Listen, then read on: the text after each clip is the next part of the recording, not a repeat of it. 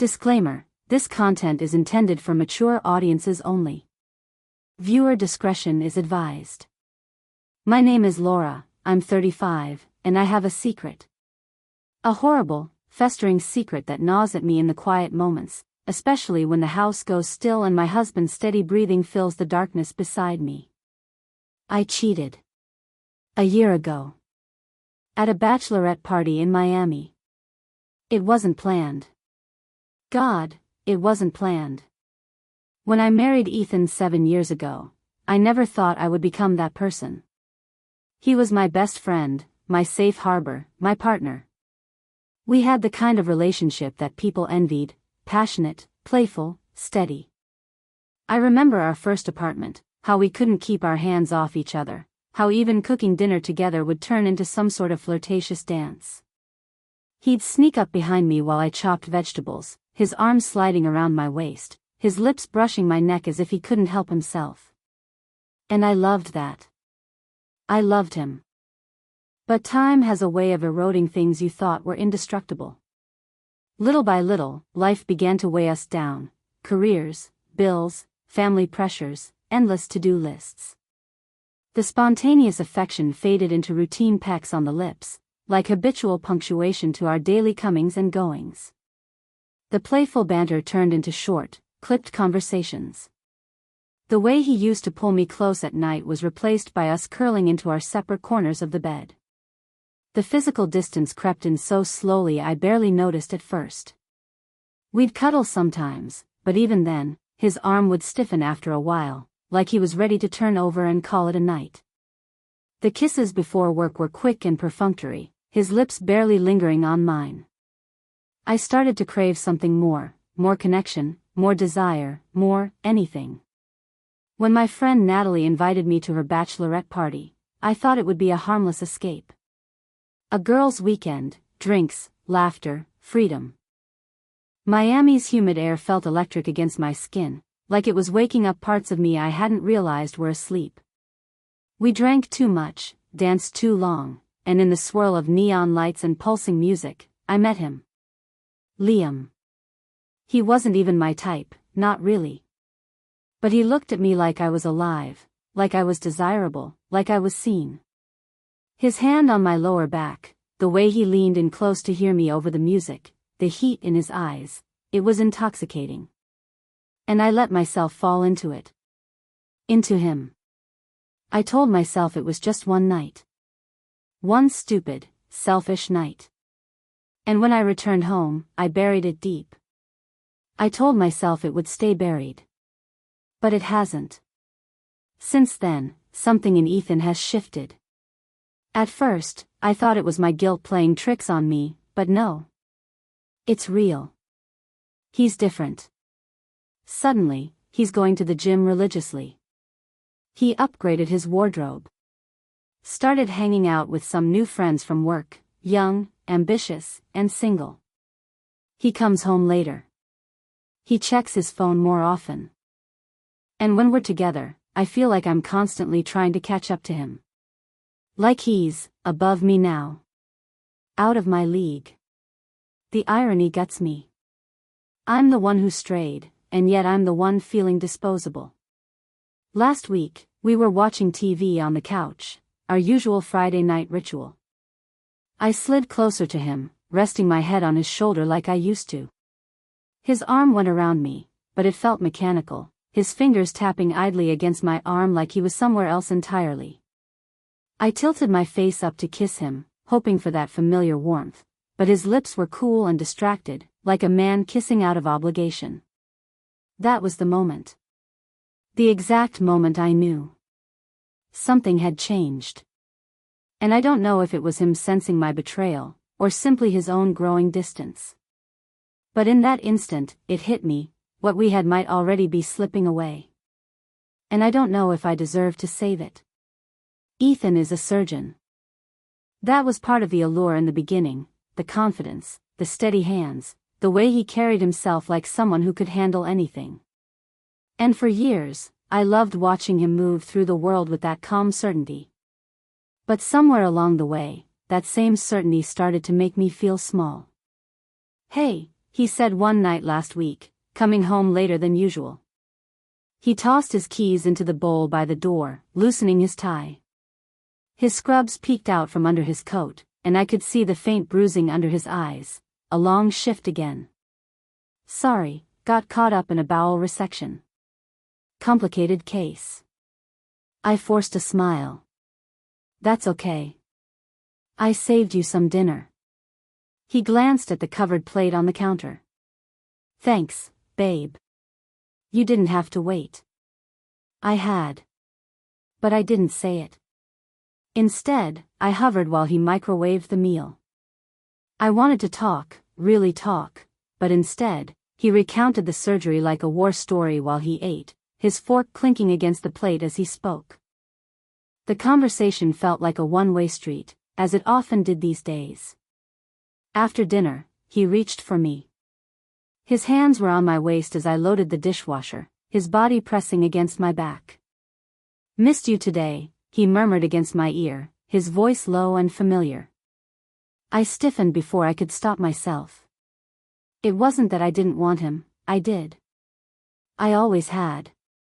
But lately, the gap between us felt too wide to cross with just physical closeness. My heart was craving something more. I wanted to hear about him, not just his surgeries. I wanted him to ask about me, to wonder how I was really doing, to see that I was still drowning under the weight of my own guilt and fear. Instead, his hands slid lower, his touch becoming insistent. Ethan, wait. I pulled away gently, trying not to make it a rejection, though I could already see his expression tightening, like I had just pushed him off a ledge. What's wrong? He asked, his brow furrowing. I thought you wanted this. I do, I whispered. But, not like this. Can we just sit for a bit? Talk. Laura, he sighed, frustrated now. I don't get it. You say you want to feel closer, but when I try, you pull away. What am I supposed to do? I opened my mouth, but nothing came out. Because how could I explain it? How could I tell him that my body ached for his touch but my heart felt hollow? That sometimes, being held by him only made the emptiness sharper? That my betrayal was a wall I didn't know how to tear down, and I was terrified he might be building his own right beside it? Instead, I said nothing. He shook his head and turned away, the tension hanging heavy between us. Later that night, lying in bed beside him, I stared at the ceiling while his breathing slowed into sleep. His arm was draped over me, heavy and warm, but it felt more like a weight than comfort. This was becoming our pattern. He reached for me with his hands, but not with his heart. And I kept shrinking further into myself, too ashamed to let him see the full extent of my brokenness. In his mind, he was trying. In mine, I was slipping through his fingers. And neither of us knew how to say the words that would bring us back. Saturday morning sunlight streamed through the blinds, warm against my skin. Ethan was already up, bustling in the kitchen. The smell of coffee drifted through the apartment, rich and familiar. I stood at the bedroom door for a moment, watching him. He was humming softly to himself, barefoot, sleeves rolled up, scrambling eggs like it was any other Saturday. It should have felt comforting. Safe. Instead, I felt like a stranger in my own home. He turned when he heard me. Hey, sleepyhead. His face lit up, and he crossed the room in a few strides, pulling me into his chest. Made your favorite. I let him hold me, stiff at first, then trying to relax into him. His arms tightened. His lips brushed my hairline. I love you, you know that, he whispered against my ear. I closed my eyes. I wanted to say it back easily, like I used to. But the words felt heavy, like they might choke me on the way out. I know, I managed softly. I love you too. He pulled back to look at me, eyes scanning my face like he was searching for something. For reassurance, maybe. Or for the version of me he remembered. Come sit. Eat. I sat at the table, picking at my eggs while he chatted about his upcoming rotation schedule. I nodded and smiled in the right places, but my stomach was twisting. After breakfast, he came up behind me again as I rinsed the dishes. His hands slipped around my waist, fingers tracing small circles on my hips. I could feel the shift in his energy, the slow build toward something more. "Hey," he murmured, voice dropping. "You look really beautiful today." I swallowed. "Thanks." His hands slid lower, resting on my hips, pulling me gently back into him. His lips found my neck. I wanted to want it. I used to want it. But instead of warmth, I felt my muscles tense. I froze under his touch. Every nerve inside me screamed, "Don't pull away," but my body betrayed me. He noticed. Of course he did. His hands stilled. "Laura," his voice was soft, wounded. "Talk to me. What's going on?" I shook my head quickly, blinking back the sting in my eyes. "Nothing. I'm just tired." "Tired." He repeated the word like it was foreign to him.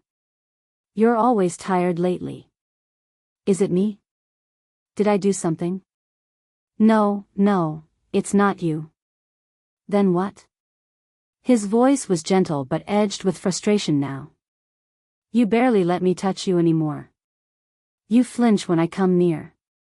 You say you love me, but it doesn't feel like it, Laura." "I'm trying here." I stared down at my hands. My wedding ring gleamed under the kitchen light. A part of me wanted to scream, to confess everything, just to finally get it out and be done with it. But the words stuck like wet cement in my throat. Instead, I whispered, "I don't know what's wrong with me." He sighed, stepping back slightly, giving me space I didn't ask for but desperately needed. "We can't fix anything if you won't tell me what's going on." I nodded numbly, feeling the familiar swirl of guilt and shame. He reached out one last time, brushing my cheek with the back of his fingers. "I miss you," he said quietly. "I miss us." I managed a small, sad smile. "Me too." But inside, my stomach twisted again. Why does everything have to turn into sex? The reservation was his idea. I thought it'd be nice to get out, Ethan had said that morning, a small hopeful smile on his lips. We haven't done a date night in a while. He was right. We hadn't. So I put on the black dress he always liked, curled my hair, and practiced smiling in the mirror until my face stopped looking so strained. Tonight, I told myself, I would try. The restaurant was beautiful, dimly lit, candles on every table, soft jazz humming in the background. Ethan reached across the table and laced his fingers through mine. His thumb stroked the back of my hand absently while we waited for our drinks. "You look amazing," he said softly. "Just like when we first met." I forced a smile. "Thank you." Dinner started fine. Small talk about work, a funny story about his resident dropping surgical instruments, his co-workers planning some charity gala. I tried to follow, to stay present. But the weight inside me was growing heavier with every sip of wine. Halfway through the main course, he shifted gears. "I've been thinking," he began, his voice suddenly quieter. "Maybe we should take a little trip. Just the two of us. Somewhere warm, get away from everything for a while. Maybe Cabo, or Hawaii." I looked up from my plate. His eyes were shining with something close to desperation. "That sounds nice," I said cautiously. He squeezed my hand. "I want us to feel close again. I miss what we had, Laura. And I know things have been off." His voice cracked just slightly. "But we can get back there. I know we can." The words hit me like a punch. We can get back there. Back where? Before I ruined everything? Before I sold out my vows for a night I barely even let myself remember? Before the distance and the shame started corroding every inch of intimacy between us? My chest tightened, my pulse quickening. I could feel the heat rising up my neck. He leaned in closer. We're good together, Laura. You and me, we've always been good. The dam inside me finally cracked. Have we? I said, my voice sharper than I intended. Ethan blinked, his smile faltering. What do you mean? I swallowed hard, my breathing shallow now. You say we've always been good, but you don't see it, do you? You don't see me. His brow furrowed. Laura, you touch me and think that fixes everything. I cut him off, my voice rising, drawing the attention of a few nearby tables. You think if you pull me close, kiss me enough, take me on some trip, it'll all magically go back to normal. But it won't. It doesn't. Lower your voice, he whispered, glancing around nervously. I can't do this, Ethan. My voice broke as the first tear slipped down my cheek. I feel like I'm drowning, and all you want to do is have sex or book vacations or talk about your damn surgeries. Do you even know how lonely I've been? He stared at me, stunned. I've been trying, Laura.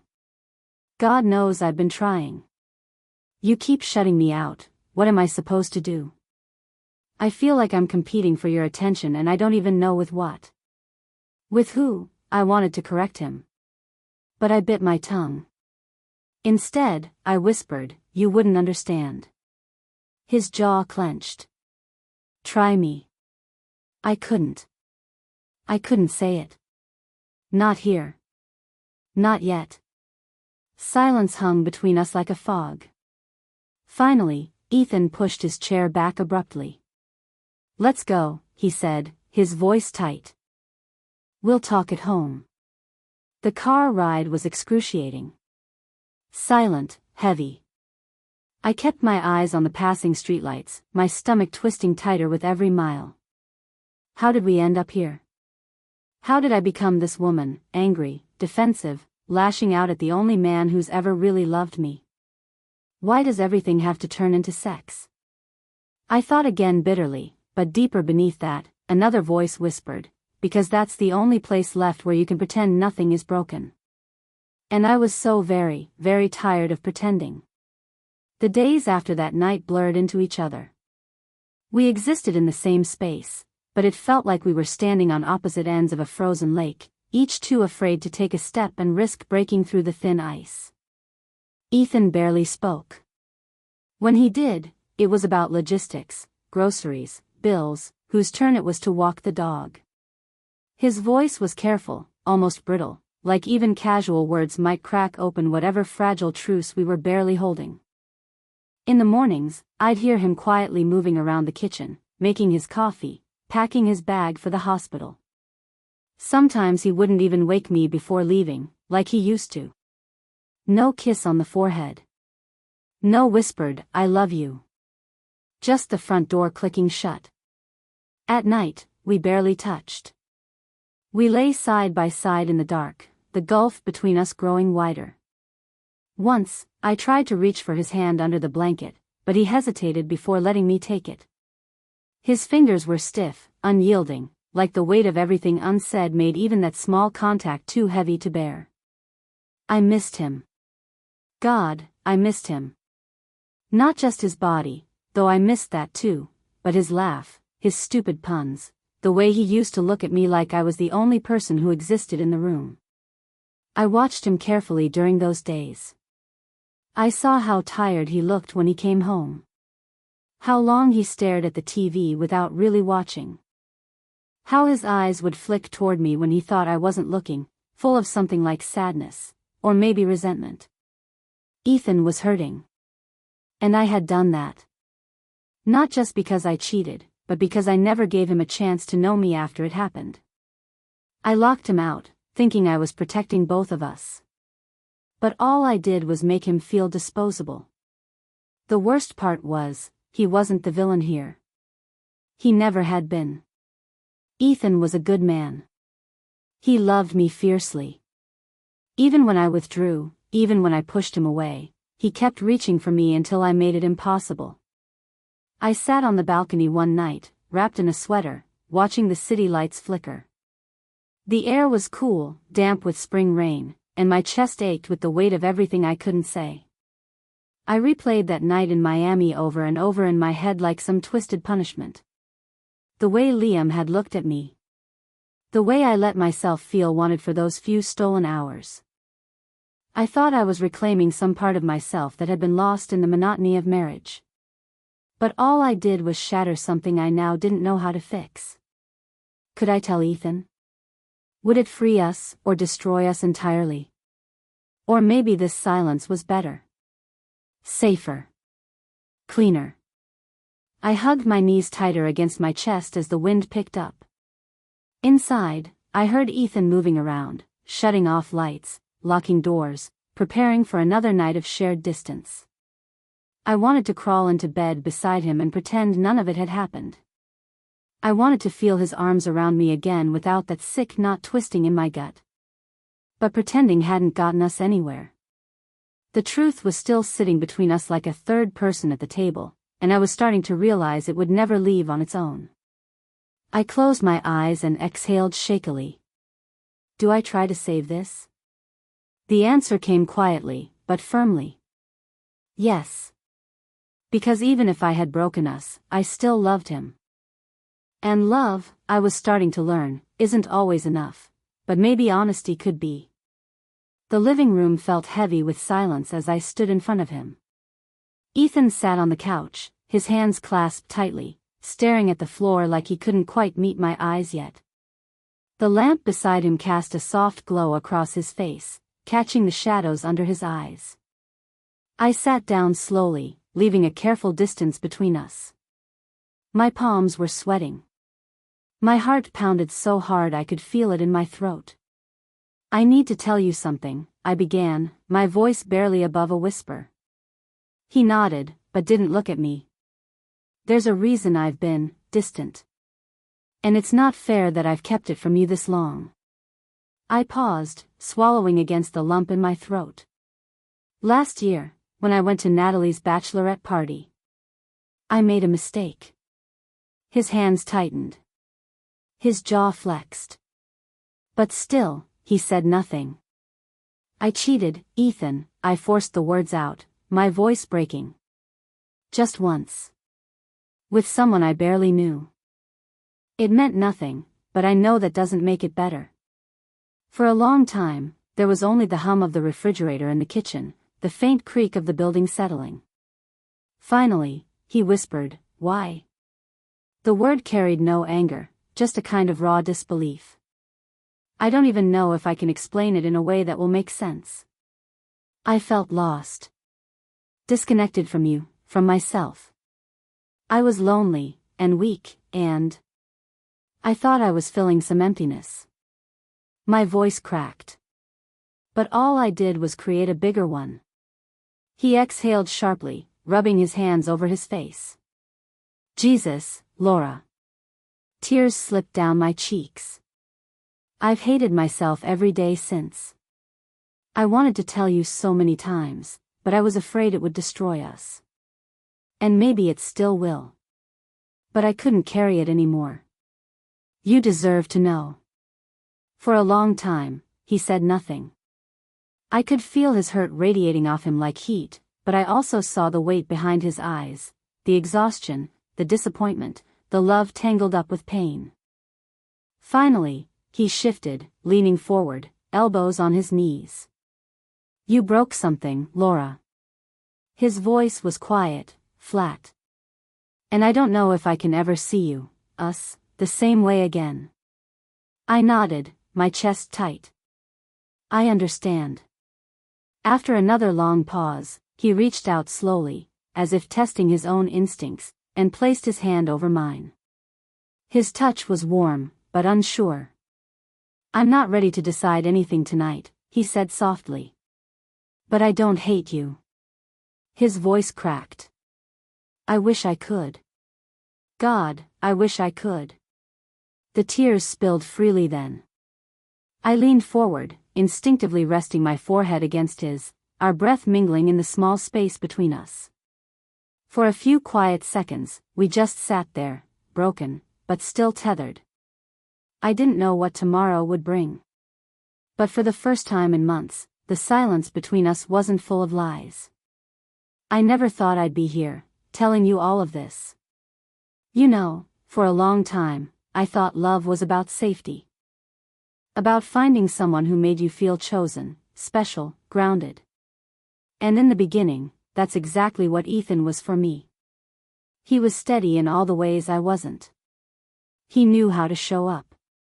He always showed up. But somewhere along the way, I stopped showing up for myself. We spent so much time building a life, the jobs, the house, the routines, that I didn't notice when I started disappearing inside it. And when the loneliness crept in, I mistook it for something Ethan was doing wrong. I thought maybe if he looked at me the way Liam did that night, like I was something new and untouchable, maybe then I'd feel alive again. But it was never about Ethan. The truth is, I was running from myself. From the uncomfortable reality that sometimes, love grows quieter. That passion ebbs. That no one else can keep you whole if you don't know how to hold yourself together. Cheating didn't fill that hole. It widened it. I thought confession would give me relief, but it didn't. Not at first. Watching the hurt in Ethan's eyes, watching him struggle to even look at me, it was like seeing the best parts of myself slip away for good. But what surprised me most was that he didn't walk out that night. He could have. Maybe he still might. But in that moment, he stayed. He sat in the heaviness with me. We've had a lot of long nights since then. Some filled with anger. Some filled with silence. A few, surprisingly, filled with tenderness. We're not fixed. I don't even know if we ever will be. But we've started having the conversations we should have had years ago. The hard ones. The ugly ones. The ones where I finally told him how invisible I felt, and he told me how abandoned he's felt by my withdrawal. He admitted something I never expected, that he'd seen my distance long before I even strayed. That he felt like he was losing me but didn't know how to pull me back. So he focused on work, on improving himself, trying to be someone I'd still want. And the more he tried, the further I slipped. We were both drowning. Just, in different directions. Desire, I've learned, isn't just about physical touch. It's about being seen. Being wanted for who you are in all your messy, complicated humanness. And I think both of us forgot how to truly see each other. There's no neat bow to tie on this story. No fairy tale ending. Some days, I still catch him looking at me with that flicker of doubt. Some nights, I wake up and wonder if he regrets staying. But then there are mornings when we sip coffee quietly together, when he brushes my hair behind my ear, when I catch a softness in his eyes that tells me he's still trying. And I am too. We've learned that love isn't something you earn once and keep forever. It's something you choose, and sometimes re-choose, every single day. If he had left, I would have understood. Truly. But the fact that he stayed? It humbles me. It breaks me open in ways I never expected. I don't feel out of his league anymore. But not because I fixed something in myself to be worthy again. It's because I finally see love for what it is, two flawed people, standing in the wreckage, still reaching for each other anyway.